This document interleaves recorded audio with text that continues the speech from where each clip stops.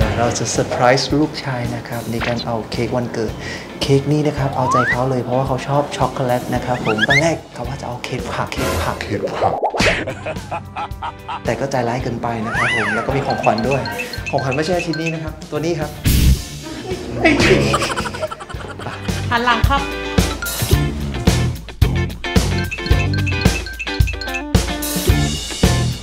Happy birthday to you Happy birthday to you ว่าพี่สาทำหันหลังผม Happy birthday Happy birthday Happy birthday to you ครับทุกคนครับก็หวังว่าวันนี้ไม่ใช่วันเกิดผมนะครับแต่หวังว่าวันจริงผมจะได้เจอหน้าทุกคนที่อยู่ตรงนี้นะครับผมขอบคุณมากสำหรับเค้ก P Birthday นะครับขอบคุณมากก็ขอให้ทุกคนที่อยู่ในหลังคาบ้านนี้มีสุขภาพร่างกายที่แข็งแรงถูกหวยถูกลอตเตอรี่ทุกงวด โอ้โห ขอให้เป็นที่รักของทุกๆคนขอให้แคล้วคลาดปลอดโควิดและที่สำคัญครับขอให้ประสบความสำเร็จด้วยเถิด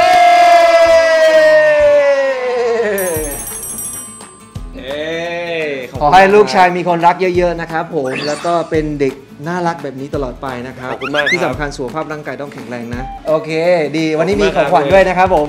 ของขวัญเชิญเลยครับหูใหญ่ด้วยดิตัวนี้ครับผมไม่ใช่กล่องสีแดงนะครับอันนี้ก็ใหญ่เหมือนกันนะไม่ใช่กลับบ้านครับหมายถึงกองอันนี้ไม่ได้เดี๋ยวผมขอรับน้ำหนักก่อนผมขอช่างก่อนหุ้ยหนักด้วยอ่ะหุ้ยหนักมากอ่ะหนักอะไรอ่ะอันนี้ต้องให้ไปแกะที่บ้านไปแกะที่บ้านครับเขาให้เดาดูลุ้นยาวเลยลุ้นอุปกรณ์ดนตรีเนี่ยไม่ได้ใช่ไม่แน่นะอาจจะไม้กองก็ได้ให้นิดนึงแล้วกันหนักมากเลยอ่ะพืชผักผลไม้6 สีปล่อยทิ้งเลยไม่ผมว่าไม่ใช่ของกินแน่นอนผมเชื่อนะว่าพี่เวฟซื้ออะไรมาถูกใจผมเสมอเพราะฉะนั้นอันเนี้ยเกี่ยวกับสัตว์เหรอวะเกี่ยวกับแมวมันคือถ้าเปิดมาเป็นแบบอาหารเปียกแมวผมก็ยิ้มเลยนะแต่ใจก็ลุ้นว่าอยากให้เป็นอุปกรณ์ดนตรีชิ้นผมไปเปิดดูที่บ้านแล้วกันนะครับก่อนอื่นเลยขอบคุณสำหรับของขวัญวันเกิดนะครับพี่เวฟขอบคุณมากๆเลยนะครับทุกคนครับปีนี้เนี่ยจริงๆแล้วเราก็มีเขาเรียกเป็นบัคเก็ตลิสต์ในปีนี้ของคริสคือปีนี้คิดอยากทำอะไรที่มันท้าทายตัวเองมากๆอะไรอย่างเงี้ยครับซึ่งหนึ่งความท้าทายของคริสเลยจริงๆก็คือเป็นการกลับมาใส่ใจสุขภาพตัวเองเพราะว่าจริงห่างมานานมากๆแล้วนะครับเรื่องการออกกำลังกายการกินเฮลตี้ต่างๆอะไรเงี้ยครับไม่ได้มีมานานมากๆคือทุกวันนี้แค่ลำพังพาตัวเองไปเล่นฟิตเนสอะยังขี้เกียจเลยนะครับเพราะฉะนั้นนะครับคริสก็อยากจะมอบของดีๆหรือวิธีการดีๆของกินดีๆนะครับที่จะส่งเสริมให้สุขภาพของพวกเราดีขึ้นนะครับมาฝากทุกๆคนด้วยครับยังไงฝากติดตามด้วยแล้วกันนะครับขอบคุณครับ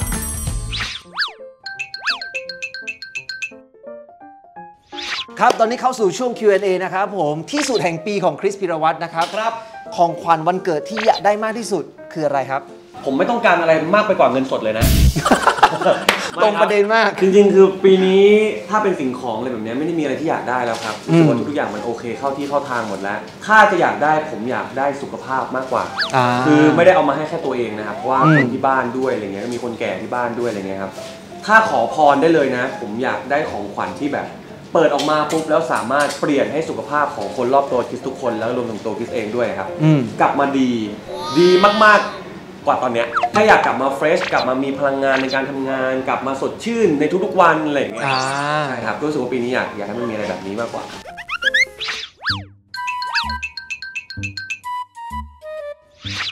สำหรับคอนเสิร์ตเดียวหลายๆคนรอคอยตัวพี่เองก็รอคอยเหมือนกันไม่ใช่แค่พี่รอคอยครับ ผมก็รอผมรอคอยมา3 ปีแล้วครับใช่ครับคือมันตั้งแต่โควิดครับคอนเสิร์ตเดียวเนี่ยแล้วก็ถูกเลื่อนมาเรื่อยๆครับและในปีนี้เนี่ยจริงๆก็จะได้จัดแล้วในวันเกิดที่จะถึงนี้นะครับแต่ว่าก็ถูกเลื่อนออกไปอีกเพราะว่ามีการทำเพลงขึ้นมาทำอัลบั้มการสร้างให้เราดูเป็นศิลปินมากขึ้นก็รู้สึกว่ามันสอดคล้องกับคอนเสิร์ตก็เลยขอให้เพลงมันได้ทำงานมากกว่านี้ก่อนแล้วเดี๋ยวคอนเสิร์ตค่อยเกิดขึ้นมาอันนี้ทางค่ายบอกกับผมมานะผมก็ไม่รู้นะถ้าเกิดอยู่ๆมันโดนยกเลิกอีกไปโวยค่ายเลยนะไม่ต้องมาโวยผมเลยนะแต่ในปีหน้าเขาก็บอกไว้ครับว่าคอนเสิร์ตเดี่ยวเจอกันปีหน้าแน่นอนครับยังไงก็ให้ FC นะครับเป็นกำลังใจให้นะครับผมโอเคต่อเลยครับ มีอะไรเหตุการณ์ไหนที่ประทับใจมากที่สุดในปี 2022 นี้ครับ เพิ่งผ่านมาไม่นานเลยครับนี่คือรักชิงบัลลังก์ละครเวทีนั่นเองครับคือเราไม่ได้ประทับใจที่เราได้ทำงานยากๆหรือได้ทำงานใหม่ๆนะนั่นก็เป็นส่วนหนึ่งของความประทับใจนะครับแต่ที่ประทับใจมากที่สุดก็คือเราได้เจอกับมิตรภาพที่ดีมากๆในที่ทำงานนั้นไม่ว่าจะเป็นแม่นุ้ยอันนี้แบบน่ารักมากๆครับไม่ว่าจะเป็นพี่กันพี่ตั้มพี่โดมแพรวาแล้วก็หัวหน้าหมู่บ้านอาจารย์หนึ่งของเรานั่นเองคือทั้งหมดเนี้ยเขาน่ารักมากๆแล้วพอไปเจอเราเหมือนเจอความสัมพันธ์ที่ดีงามอ่ะก็อยากจะรักษาเอาไว้ให้ได้มากที่สุดอะไรอย่างเงี้ยครับก็มันดูเป็นเรื่องที่อิมเพรสมากๆเพราะว่าผมไม่เคยเป็นแบบนี้นะแบบติดเพื่อนร่วมงานอ่ะติดถึงขั้นแบบคือตื่นมาก็คว้าโทรศัพท์เช็คว่าแบบไลน์คุยกันหรือยังอะไรอย่างเงี้ยครับแล้วก็ปกติอ่ะถ้ามันช้ามากๆอ่ะเราจะขี้เกียจไปที่กองไงแต่ว่าอันนี้คือขยันไปมากไปก่อนเวลาเก่งมากอะไรเงี้ยครับคือไปรอก่อนไปถึงคือมันอยากไปทำงานรู้สึกว่ามันอยากไปจริงๆอันนี้เห็นด้วยเลยเพราะว่าคิดแบบเห็นว่ามีไฟแบบแล้วก็ที่สำคัญคือแบบนัดเพื่อนในที่ทำงานมากินข้าวเนี่ยน้อยมากน้อยมากที่จะได้เห็นคริสพีรวัตรออกมากินข้าวกับเพื่อนที่ทำงานเนี่ยน้อยมากๆเลยปกติคือเสร็จงานปุ๊บคิดรีบกลับบ้านปุ๊บคิดรีบกลับบ้านคือแค่จะหาภาพการเปลี่ยนเสื้อผ้าของคิดอะยังหาไม่เจอเลยเพราะเปลี่ยนเร็วมากเขาเลิกปุ๊บคิดกลับมาเป็นชุดเดิมไปแล้วแต่ว่าแบบมันก็เพิ่งจะกลับมามีโมเมนต์แบบนั้นช่วงเนี้ยครับที่แบบเลิกงานปุ๊บไม่อยากกลับบ้านอยากนัดออกไปกินข้าวก่อนไปเที่ยวเล่นกันก่อนอะไรเงี้ยหรือว่าเรารวมตัวสักที่นึงไหมอะไรเงี้ยครับเหมือนแบบกลับมาเป็นเด็กอีกครั้งหนึ่งอะเพราะไม่ได้ทำอะไรแบบนี้นานมากแล้วครับเข้าใจครับก็เป็นโมเมนต์ที่ประทับใจมากที่สุดครับคำถามนี้นะครับอยากจะถามคริสว่ามีโมเมนต์ไหนที่ทำให้เรารู้สึกแย่ที่สุดไหมในปี 2022 นี้มีเรื่องอะไรที่ทำให้เราแย่มากๆเลยน่าจะเป็นช่วงต้นปีนะโอ้ไม่ใช่สิมันปีที่แล้วมันปลายปีที่แล้วลดคว่ำอันนั้นก็น่าจะพีคที่สุดเพราะว่ามันส่งผลกระทบจิตใจข้ามปีมาแต่ว่าไปชนธันวาของปีอื่นก็ไม่นับแล้วกันถ้าเอาโมเมนต์ที่แย่ที่สุดในปีนี้ของคริสเหรอครับยังไม่มีมันเยอะดีกว่าคิดว่ายังไม่มีมันน่าจะมีเยอะจนยังหยิบอันที่ดีออกมาไม่ได้อันที่มากที่สุดอะไรอย่างเงี้ยหยิบออกมาไม่ได้ผมว่าน่าจะเป็นเรื่องงานแหละเพราะว่าในโมเมนต์ร้ายๆยังมีโมเมนต์ดีช่วยซ่อมแซมนะครับคือมันมีบางช่วงที่คิดซ้อมละครเวทีแล้วคิดท้อในที่นี้คือเราไม่เคยคาดหวังนะว่าเราจะทำได้เทียบเท่ากับพี่ๆเขาเพราะฉะนั้นทำได้ดีกว่าไม่ต้องไปพูดถึงนะครับคืออย่างน้อยเราขอแค่ทำได้ไม่ดูต้องมาสะดุดเพราะเราไม่ดูแบบให้คนที่มาดูรู้สึกว่ามันไม่สนุกเพราะเราอ่ะอันนั้นเป็นโมเมนต์ที่เครียดมากเพราะว่าตอนแรกผมจับทางไม่ถูกผมไม่รู้ว่าผมจะเล่นละครเวทีออกมายังไงผมไม่รู้ว่าผมจะต้อง acting ออกมาผมไม่รู้ว่าผมจะต้องแสดงแล้วร้องไปด้วยยังไงอะไรเงี้ยเหมือนจับทางไม่ถูกแล้วท้อเพราะว่าเราเห็นทุกๆคนเนี่ยคือแบบโหเก่งมากระดับพักการมากๆอะไรเงี้ยครับก็มีบางช่วงที่ท้อเพราะฉะนั้นถ้าเราไม่ได้ทีมเวิร์กที่ดีมากๆผมก็ไม่รู้เหมือนกันว่าผมจะไหวหรือเปล่าตอนนั้นก็เป็นโมเมนต์ที่เรารู้สึกว่าแบบผมไม่เคยท้อแท้กับการทำงานเลยอะแต่มันมีเข้ามาคือไม่อยากเป็นตัวถ่วงใครแหละเอาง่ายๆใช่แค่นั้นเลยไม่อยากเป็นตัวถ่วงเลยเพราะทุกคนก็คือดีหมดแล้วเราก็แบบก็อยากจะดีเหมือนเขาแต่สุดท้ายเพราะว่าพอผู้ใหญ่ครับกับทีมทุกๆคนนะครับเขาเห็นเราเป็นแบบนั้นนะเขาดูออกนะว่าที่กังวลมากๆอะไรเงี้ยครับเขาก็ไม่ได้ละเลยเรานะไม่ได้ให้เราแบบไปหนีตายเอาเองอะไรเงี้ยครับเขาก็พาเราไปทำเอ็กซ์ไซส์หนักมากแบบกูมมิ่งหนักมากจนออกมาเป็นอย่างที่เห็นเลยครับตบมือให้ครับดีจริงๆครับต่อครับโอ้แน่นอนครับคอนเสิร์ต LOL แน่ๆครับเป็นคอนเสิร์ตสุดท้ายของคริสสิงโตครับก็เราเพิ่งเขาเรียกว่าเป็นการแฟร์เวลพี่ชายเราเลยเพราะว่าหลังจากนี้จะมีคอนเสิร์ตมาร้องเพลงด้วยกันอีกมันยากมากๆครับก็ไม่รู้ว่ามันจะมีอีกเมื่อไหร่ก็เลยผมรู้สึกว่าที่ผ่านมาทั้งหมดเลยนะเกือบ10 ปีที่ผมรู้จักกับพี่สิงห์มานะแล้วก็6 ปีของโซตัสนะครับคอนเสิร์ตนะเป็นคอนเสิร์ตที่ได้แสดงแง่มุมทั้งหมดของพี่สิงห์ออกมาครบหมดเลยไม่ว่าจะเป็นความจริงใจความประทับใจความรักแล้วก็ความคิดถึงมันได้ถูกออกมาผ่านโชว์นั้นทั้งหมดเลยคือดูแล้วเอาจริงๆถ้าใครที่รู้จักคริสสิงห์นะเหมือนพี่รู้จักคริสสิงห์ตั้งนานมากแรกเลยคือรู้แล้วก็น้ำตาจะไหลนะครับแล้วคิดเองก็ดูหลายรอบด้วยที่บ้านดูแบบวนมากแล้วคิดจะบอกว่าเราไม่ได้วางแผนมาก่อนนะว่ามันจะไปทัชขนาดนั้นน่ะคือมันด้วยความที่พี่สิงห์เขาเลือกเพลงของเขามาแล้วตอนแรกก็ไม่ได้มีเพลงร้ายๆด้วยแต่พอแบบต้องใส่ว่ะผมว่ามันต้องเอาแล้วมันต้องเป็นคอนเสิร์ตสุดท้ายแล้วอะไรเงี้ยครับแล้วความรู้สึกของผมกับพี่สิงห์มันออกมาตอนคุยกันไงมันเลยกลายเป็นว่าโอ้โหพอในโชว์มันออกมาดีมากๆเลยขนาดว่าซ้อมน้อยนะคอนเสิร์ตนี้ซ้อมน้อยที่สุดในชีวิตที่ผมเคยซ้อมคอนเสิร์ตมาแล้วอะ คือจะบอกทุกคนนะซ้อมน้อยแต่ก็ยังทะเลาะกับพี่สิงห์ด้วยมีโมเมนต์ทะเลาะกันนะคือไม่ใช่แบบแฮปปี้ดีกันอย่างนี้นะทะเลาะกันร้องไห้ผมร้องไห้เลยใช่แต่ก็ไม่ได้มีอะไรมากเพราะว่าเราเป็นห่วงไงเราเป็นห่วงพี่เขาเพราะเรารู้ว่าการซ้อมน้อยอ่ะจุดตรงไหนที่มันยังไม่เพอร์เฟกต์อ่ะแล้วเรากลัวมันผิดพลาดถ้าขนาดเรายังกลัวผมก็รู้สึกว่าพี่สิงห์อ่ะน่าเป็นห่วงกว่าเราไงแต่มันกลับกลายเป็นว่าพอเรามาคุยกันนะครับพี่สิงห์เขาก็กังวลอีกจุดนึงอยู่คือเรากังวลสคริปต์กังวลความต่อเนื่องของแต่ละโชว์เพราะว่าเราซ้อมเป็นโชว์ครับเราไม่เคยซ้อมรอยต่อของแต่ละโชว์เลยอะไรเงี้ยผมก็กังวลมากแต่พี่สิงห์อ่ะเขาซีเรียสเรื่องเนื้อเพลงเขาดันไปกังวลว่าเดี๋ยวเขาจะลืมเนื้อ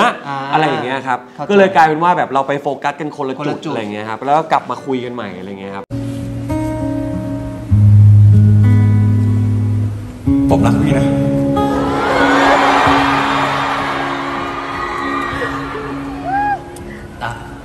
คำเดียวพอคำเดียวพอจริง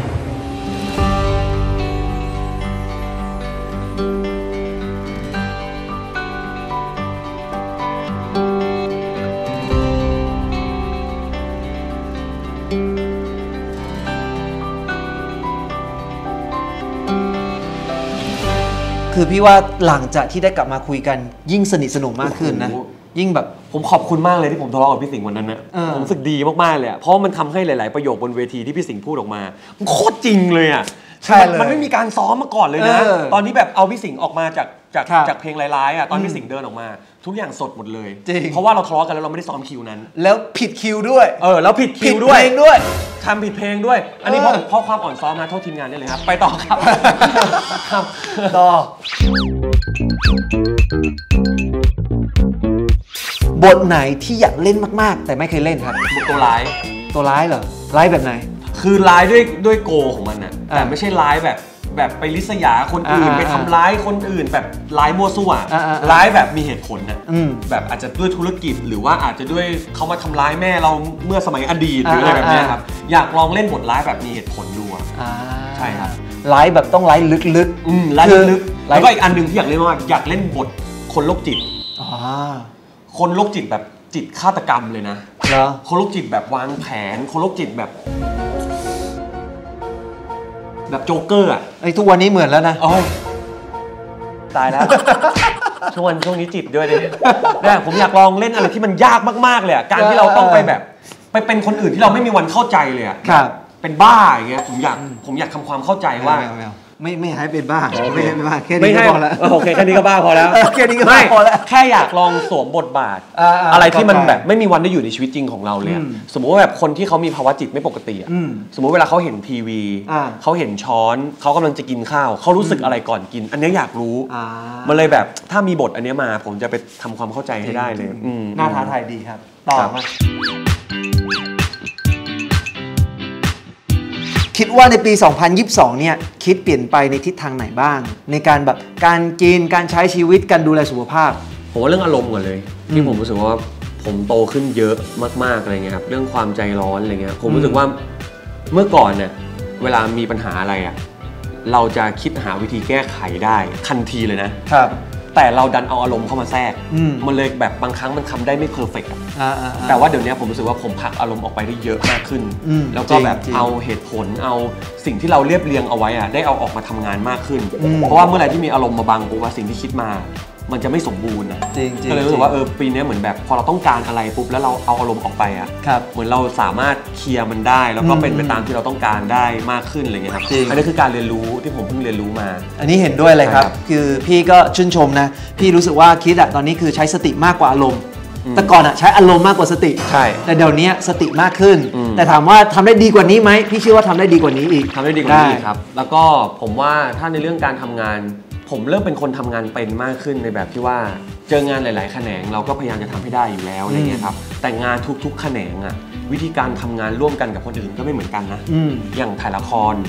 ถ่ายสตูถ่ายภาพนิ่งอย่างเงี้ยหรือว่าทำงานละครเวทีหรือว่าทำงานเพลงอย่างเงี้ยครับคือวิธีการมันไม่เหมือนกันการอยู่ร่วมกันของทุกคนในทีมงานก็ไม่เหมือนกันอีกนะเพราะฉะนั้นแบบบางครั้ง mindset มันต้องปรับตลอดเวลาที่เราถูกย้ายงานจริงอย่างสมมติว่าเราถ่ายภาพนิ่งเงี้ยพระนางตัวเอก เน้นที่เขา ครับ ซีรีส์เน้นที่เขาแต่ผมไปโดนละครเวทีมาคือเปลี่ยนเลยนะแม้กระทั่งเสียงกีตาร์แต้วแนวเดียวอ่ะสำคัญพอๆกับชีวิตของนักแสดงนะแล้วก็องซอมที่เรียกได้ว่าถ้าเป็นซีรีส์อะครับในซีรีส์ก็จะมีตัวหลักตัวรองอะไรอย่างนี้ใช่ไหมครับองซอมก็เป็นเหมือนตัวรองให้กับนักแสดงหลักในละครเวทีแต่พอไปทำงานละครเวทีมาแล้วนะครับองซอมสำคัญเท่ากับเราไม่มีเขาไม่ได้มันก็ทำให้ผมเปลี่ยนทัศนคติไปนะแล้วถ้าละครไม่มีตัวรองอ่ะไม่มีคนเดินผ่านแบบอยู่ในโรงอาหารไม่มีคนมาแอคนั่งกินข้าวอ่ะแล้วละครมันจะน่าดูไหมจริงมันเลยกลายว่าทุกอย่างสำคัญหมดเลยเนาะเราควรที่จะต้องให้คุณค่าเท่ากันจริงคือพี่มองว่าทัศนคตินะไม่ว่าจะเป็นทัศนคติของคริสเองในการจัดการปัญหาดีขึ้นแล้วก็การทำงานก็มืออาชีพมากขึ้นรู้จักอะไรหลายๆอย่างมากขึ้นแต่เรื่องการกินของคริสเนี่ยอย่าพึ่งก่อนเรื่องการกินเนี่ยพี่คิดรู้สึกว่ายังไม่พัฒนาสักเท่าไหร่นะครับผมย่ำอยู่กับที่มากคิดต้องรู้ว่าการที่ดูแลสุขภาพเนี่ยถ้าสมมติออกกำลังกายเป็นเพียงแค่ไม่ถึง 20% ที่เหลือ 80% มันอยู่ที่การกินสุขภาพดีมันมาจากการกินทำไมเงียบไปเลยอะฮะไม่ใช่จ่อยแล้วก็ผมสัญญาว่าผมจะดูแลสุขภาพของตัวเองให้ดีกว่านี้ครับดีมากครับแต่ว่าสิ้นปีนี้นะครับผมพี่ว่าพี่มีทางออกให้คริสแล้วซึ่งเราก็พยายามมาเกือบปีกว่าๆแล้วนะครับเพื่อให้คริสสามารถรับประทานผักได้ง่ายขึ้นทำให้สุขภาพผมดีขึ้นจะเป็นอะไรติดตามดูครับครับผมโอเคเป้าหมายอันยิ่งใหญ่ที่เราตั้งไว้ในปี 2023 คืออะไรจริงๆต้องบอกว่าผมเชื่อว่าเป้าหมายของผมกับพี่เวฟมีอย่างหนึ่งที่เหมือนกันในปีหน้าแต่เดี๋ยวรอติดตามว่าคืออะไรนะครับแต่ถ้าเป็นเป้าหมายของตัวผมเองเลยผมรู้สึกว่าผมมันจะมีบัคเก็ตลิสต์ทุกปีว่าผมอยากทำงานที่ท้าทายและยากในที่นี้คือผมเดาไม่ออกเลยว่าผมกำลังจะออกไปทำงานในวันนี้ผมจะเจออะไรผมจะต้องใช้วิธีการทำงานแบบไหนเช่นปีนี้ก็คือละครเวทีปีที่ผ่านมาก็เป็นคอนเสิร์ตปีต่อไปอีกก็เป็นพิธีกรครั้งแรกใช่ไหมเพราะฉะนั้นในทุกๆปีต่อไปผมก็อยากจะมีงานแบบที่เรายังไม่เคยทำที่เราจะมาเป็นน้องใหม่เพื่ออะไรครับทุกคนครับผมว่าทุกคนก็ควรที่จะต้องทำตามบ้างนะครับเพราะว่าบางครั้งการที่เราทำงานย่ำอยู่กับที่เดิมๆเหมือนเดิมอะไฟมันหมดจริงๆนะคือแพชชั่นมันหายไปแล้วมันเบื่อมันขี้เกียจมันอะไรเงี้ยแล้วมันก็จะทำแบบรูทีนแล้วอะทำไปเท่านั้นอะไรเงี้ยครับแต่ถ้ามันมีอะไรที่มันท้าทายแล้วมันเป็นสิ่งใหม่แล้วมันยากอ่ะผมจะรู้สึกว่าเหมือนเราเกิดใหม่ทุกครั้งเลยใช่คือพอจบละครเวทีเหมือนผมเกิดใหม่จริงๆนะแบบเฮ้ยเหมือนเพิ่งเป็นเด็กในวงการบันเทิงเลยเพราะว่าจบละครเวทีรอบแรกผมร้องไห้แบบผมร้องไห้จะตายอ่ะแบบมันไม่ได้ร้องไห้ด้วยอะไรนะมันโล่งแบบโหโคตรเหนื่อยเลยอ่ะแล้วมันผ่านมาได้แล้วอะไรอย่างเงี้ยครับคือให้ตัวเองกลับมามีความรู้สึกแบบนี้ในทุกครั้งถ้าเทียบกับตอนเรียนก็เหมือนทุกครั้งที่เรามีสอบไฟนอลอ่ะให้มันมีการสอบของเราเองบ้างอะไรเงี้ยเพราะเวลาที่ทุกครั้งที่ผ่านไปได้อ่ะใจมันฟูเหมือนเกิดใหม่แบบโหเอาอีกอะไรอย่างเงี้ยครับเพราะฉะนั้นปีหน้าไม่ว่าจะเป็นเรื่องเพลงคอนเสิร์ตเดี่ยวเรื่องอัลบั้มหรือว่าเรื่องการเป็นพิธีกรการแสดงหรืองานแขนงใหม่ๆอะไรเงี้ยครับพร้อมที่จะชาเลนจ์เต็มที่เลยครับกับปี 2023 ดีมากเลยนะครับส่วนงานพี่ไม่ห่วงหรอกแต่ว่าส่วนคิดเองเนี่ยปีหน้าพี่ขอให้คิดมีสุขภาพที่ดีแล้วก็สิ่งหนึ่งที่พี่ตั้งเป้าไว้ให้คิดเลยก็คืออยากให้คิดเป็นบอสเหรอใช่